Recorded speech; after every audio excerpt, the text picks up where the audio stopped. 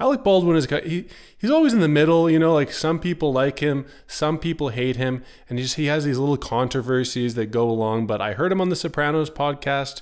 He seemed like a really chill guy, and then I was really rooting for him. That's what was funny. I was like, Alec Baldwin, this guy's okay. Anyone who's a fan of the Sopranos podcast, like me, is a good guy. And then he, was involved in the shooting on Rust. And now that movie's not coming out, which is like, shouldn't we release it out of respect to the cinematographer? My interest is piqued. Somebody died for this.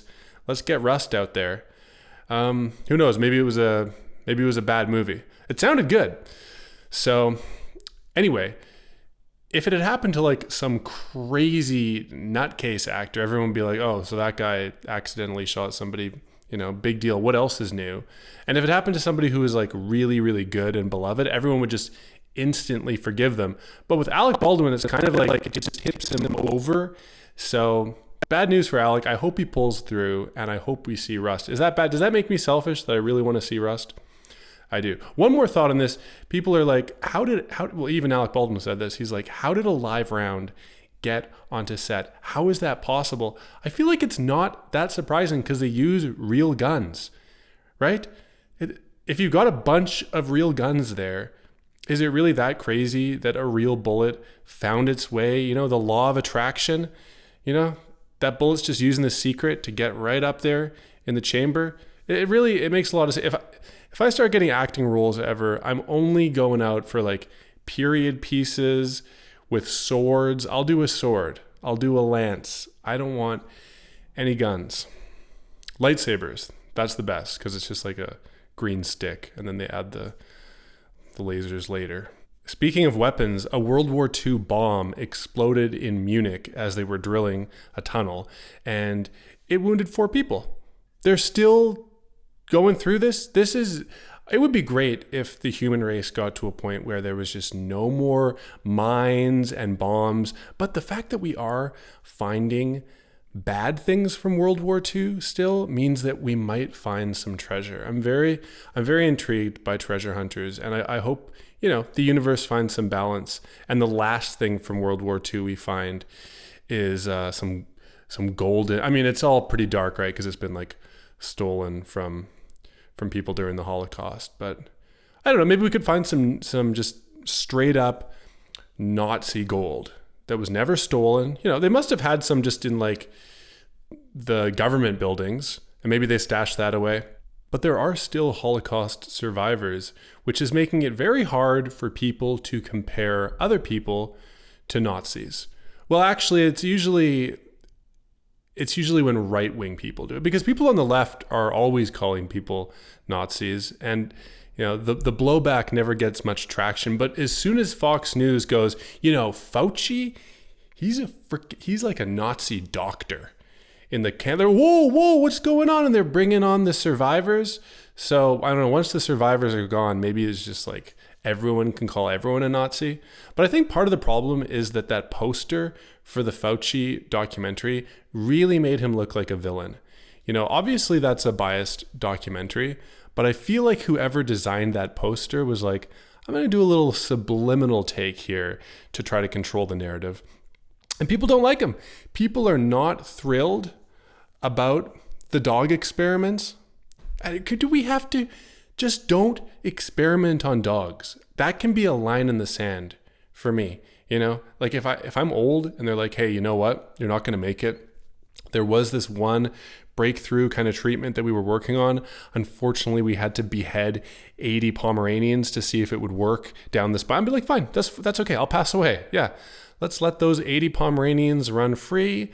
And, just maybe the next generation can have that spine therapy.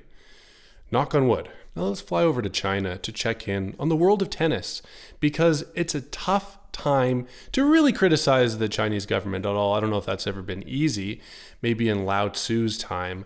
But of course, Peng Shuai said that one of the officials sexually assaulted her, and now she's, where is she? Let's really get to the heart of this. It's dark. Is she, what actually happens to you? Because I don't think anyone's believing this statement of like, I'm perfectly fine. I've been playing Wii tennis and eating Xiao Mai, and I'm just hanging out and everything's okay. And that like Me Too thing I said before, that was like a glitch on my computer. And I love China. No, I mean, she's either, I don't think she's dead, right? I hope she's not dead. But who knows how good Chinese technology is? Maybe they're just like cloning people and then they have a clone of you. Maybe that's what happened with the Alibaba guy, Jack Ma. Hopefully she's okay, but probably she's just under some creepy house arrest. And, you know, respect to the world of women's tennis though, because they said they're pulling out, no more tennis in China. This is exciting. This is dramatic. When was the last time a WNBA story was interesting you at all? There was that shooting at Oxford High School. I know we're just jumping around here, but there's a lot to talk about. I kind of wish in a way that I had that kind of unbridled anger when I was in high school to be able to like, you know, I didn't want to, you know, it would be bad to actually be a school shooter, but like just to have that rage, and then maybe I could just be in a punk band or something, because I didn't want to hurt the jocks. I didn't want to shoot any of the cool kids. I just wanted them to like me. And yeah, like maybe it would feel satisfying to shoot them, but at the same time, that would be totally eclipsed by my shame as they saw me coming down the hallway, because they'd be like, oh, look at this loser loner. Of course he's a school shooter. So I guess my pride is the only thing that prevented me from bringing a gun, and you know, our gun laws in Canada. And finally, the Omicron variant is here. Is that how you say it? Omicron? Sounds like a Pokemon. The media is pivoting from one fear cow to the next. It used to be COVID. They got a lot of milk from that fear udder, but it's almost dry. So now they need a new one. And it's going to be climate change. They've been tinkering with that in the past. They really like it. Climate change is that. And the reason they go from one of these like more superficial problems to the next is because if they focused on the real problems out there, like the underlying existential, we'd all be enlightened in a month. If they actually went on CNN and were like, well, you're going to die eventually no matter what, and anything you cling to is impermanent. You don't really even have a self. It's just, you know, thought phenomena going by like clouds. You'd be like, well, why would I care about the Jeep Grand Cherokee? You know, so they focus on like COVID and climate because, you know, these are sort of solvable problems. And then they can be like, well, we're screwed unless you vote for this and hate these people and buy this.